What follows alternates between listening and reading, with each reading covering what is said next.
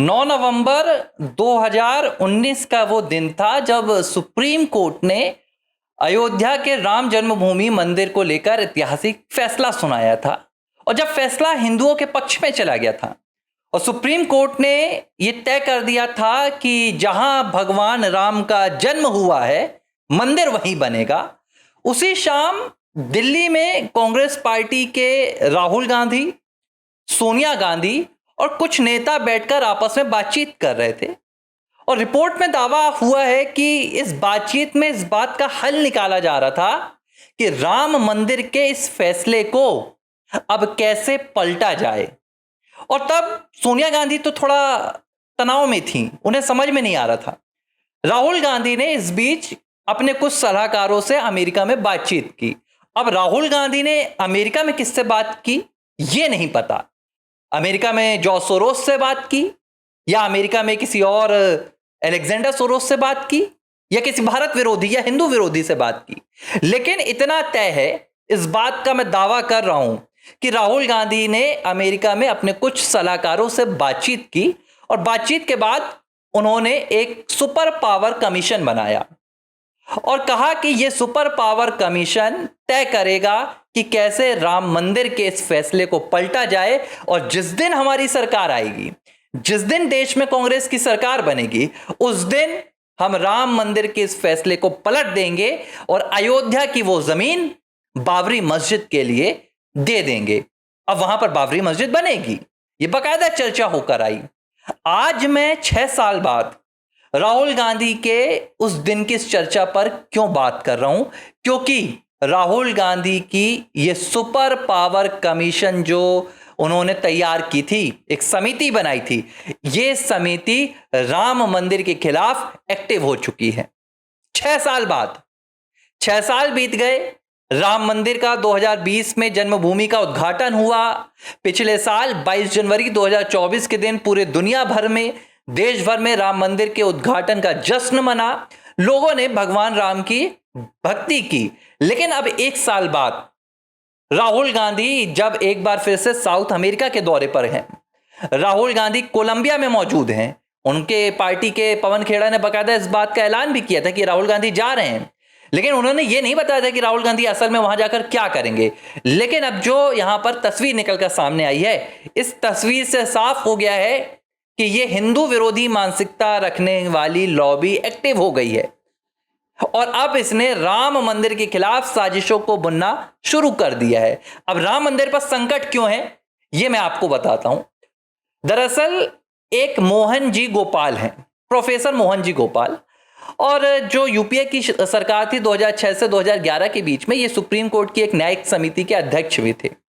इन्होंने अब एक बहुत बड़ा दावा किया है और यह दावा है या चुनौती है मुझे नहीं पता, लेकिन उन्होंने कहा है कि अब हम राम मंदिर के फैसले के खिलाफ सुप्रीम कोर्ट में एक याचिका दायर करेंगे। यह याचिका क्यूरेटिव याचिका होती है और इस याचिका के तहत सुप्रीम कोर्ट की जो संविधान पीठ होती है उसके दिए गए फैसले को एक बार फिर से चुनौती दी जाती है। हालांकि इसका आधार बहुत मुश्किल होता है, क्योंकि आपको यह तय करना होता है कि जो फैसला सुनाया गया था उसमें न्यायिक सिद्धांतों का पालन नहीं किया गया, यानी कि रूल एंड लॉ जो होते हैं संविधान के, उनका यहां पर अनदेखी उसकी की गई है, उसका पालन नहीं किया गया।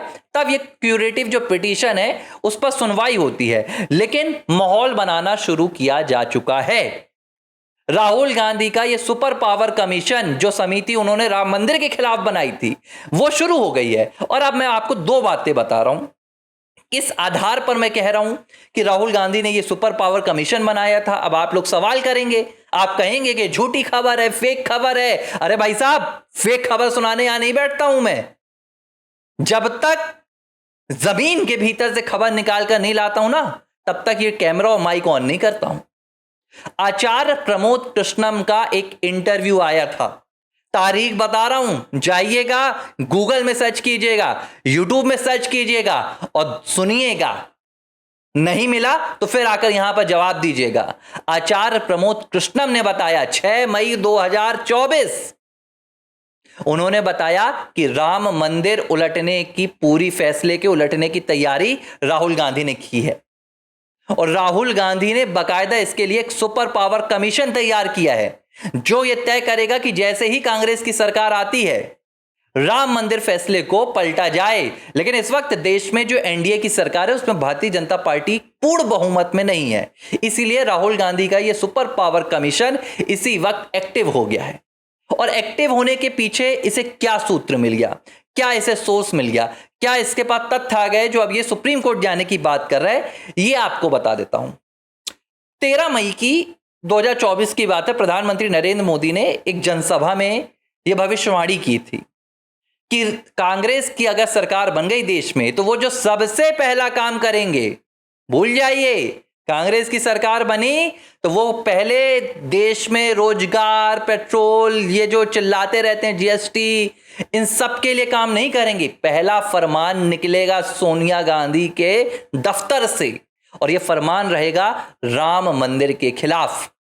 पीएम मोदी ने 1 साल पहले यह बात की थी और उन्होंने कहा था कि कांग्रेस ने तैयारी कर रखी है।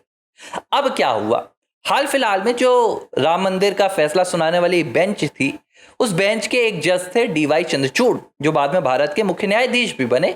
और इन दिनों वो मीडिया से इंटरेक्ट हो रहे हैं और मीडिया से इंटरेक्ट होते वक्त उन्होंने एक बात की जिस बात में उन्होंने कहा कि भाई मैं हिंदू धर्म का बहुत बड़ा अनुयायी हूं और ये बात मैं आपसे कहता हूं, इस देश में टोपी लगा लो चलेगा, इस देश में लुंगी लगा लो चलेगा, इस देश की सड़कों पर बैठकर आप कुछ भी करो चलेगा, लेकिन अगर इस देश में आप खुद को हिंदू कहने पर गर्व करते हैं तो एक पूरी लॉबी आपके खिलाफ लग जाती है। यही गलती डीवाई चंद्रचूड़ साहब से हुई हो गई। उन्होंने मीडिया इंटरव्यू में कह दिया कि भाई मैं एक हिंदू धर्म का अनुयायी हूं, मेरी भगवान पर आस्था है और जिस दिन मैं राम मंदिर का फैसला सुनाने गया था उस दिन भी मैं प्रार्थना करके गया था। यह बात हिंदू विरोधी लॉबी को चुभने लगी और उसने एक बहाना ढूंढ लिया कि भाई जिस जज के मस्तिष्क में हिंदू का भाव था, जिस जज के मस्तिष्क में भगवान राम बसते थे, वो कैसे न्याय संगत फैसला दे सकता है। और इसने अब अपनी पूरी टीम एक्टिव कर दी है। इस बीच एक और बयान आया। बयान यह था कि डीवाई चंद्रचूड़ साहब ने कहा कि उनसे एक सवाल पूछा गया था एक इंटरव्यू में, जिसमें उनसे पूछा गया था कि जो 22 दिसंबर 1949 को रामलला अचानक प्रकट हो गए थे बाबरी मस्जिद के ढांचे से, तो क्या वो मस्जिद के प्रांगण की अपवित्रता नहीं थी? तो डीवाई चंद्रचूड़ साहब ने बड़ा जबरदस्त जवाब दिया और उन्होंने कहा कि भाई अगर अपवित्रता की बात करोगे तो सबसे पहले तो अपवित्रता तभी हो गई थी ना जब राम मंदिर के ऊपर बाबरी मस्जिद बनाई गई थी। अब ये कह रहे हैं कि बाबरी मस्जिद से पहले सुप्रीम कोर्ट ने फैसले में कहा था कि नीचे राम मंदिर या कोई भी मंदिर का सबूत नहीं मिला था। तो क्या बाबरी मस्जिद जन्म जन्म से यहां रही है? त्रेता युग से बाबरी मस्जिद बनी है या रावण ने बाबरी मस्जिद बनाई थी? मतलब ये हिंदू विरोधी मानसिकता वाले लोग इस कदर हिंदू विरोध में निकल आते हैं कि भारत को ये इस्लाम के उदय की भूमि बता देंगे। अब ये जो मोहन जी गोपाल हैं, विद्वान प्रोफेसर लॉ के, इनका कहना है कि भाई फैसले में सुप्रीम कोर्ट ने यह नहीं कहा था। फैसले में सुप्रीम कोर्ट ने इसलिए यह नहीं कहा कि तब जो सुप्रीम कोर्ट में हिंदू पक्ष था उसने अपने जो मालिकाना हक के लिए सबूत दिए थे वो उसने पर्याप्त दे दिए थे, उसको यह साबित करने की जरूरत नहीं पड़ी थी। जो मुस्लिम पक्ष था वो यह साबित ही नहीं कर पाया था कि इस जमीन पर उसका हक है। इस तरह सुप्रीम कोर्ट ने तथ्यों के आधार पर फैसला सुनाया। 5 जजों की बेंच थी। इसमें जो मुख्य न्यायाधीश थे तब के रंजन गोगोई साहब थे, अब्दुल नजीर थे, एस ए बोबड़े थे और इसमें डीवाई चंद्रचूड़ थे और एक और जज थे और सभी के बहुमत से फैसला आया था। फैसला किसने लिखा था यह बात नहीं बताई गई थी, लेकिन अब लोगों का कहना है कि यह फैसला डीवाई चंद्रचूड़ साहब ने लिखा था और यह सिर्फ इसलिए कहा जा रहा है क्योंकि उन्होंने अपने आप को हिंदू धर्म का अनुयायी बता दिया। इस तरह भारत में खुद को फिलहाल हिंदू धर्म का अनुयायी अगर कोई बता दे तो उसके खिलाफ उसके फैसलों पर सवाल खड़ा किया जाएगा, उसकी धर्मनिष्ठा पर सवाल खड़ा किया जाएगा, उसके संविधान पर सवाल खड़ा किया जाएगा। और जब यही डीवाई चंद्रचूड़ ने सरकार के खिलाफ कई फैसले सुनाए, इलेक्टोरल बॉन्ड को लेकर फैसला सुनाया, तो पूरी कांग्रेस लॉबी जय हो कर रही थी। सुप्रीम कोर्ट में तो भाई बीजेपी की ये हो गई वो हो गई, लेकिन अब डीवाई चंद्रचूड़ साहब ने अपने आप को हिंदू अनुयायी कह दिया तो ये राम मंदिर के खिलाफ साजिशें बुन रहे हैं। हालांकि ये साजिश सिर्फ एक साजिश रह जाएगी, लेकिन एक चीज है जो मुझे लगता है कि पूरे देश को समझना चाहिए, सत्ता किसके हाथों में हो ये अब बहुत जरूरी हो गया है देश की जनता को समझना। सत्ता ऐसे लोगों के हाथों में हो जो सत्ता का इस्तेमाल एक धर्म विशेष को, एक अपने पसंदीदा धर्म को खुश करने के लिए करते हैं, या सत्ता उसके हाथों में होना चाहिए जो संविधान के लिहाज से, संविधान के हिसाब से नियम बनाते हैं, कानून बनाते हैं और देश को दुनिया की चौथी सबसे बड़ी अर्थव्यवस्था बनाने के लिए मेहनत करते हैं, ना कि सुप्रीम कोर्ट के फैसले पलटने के लिए।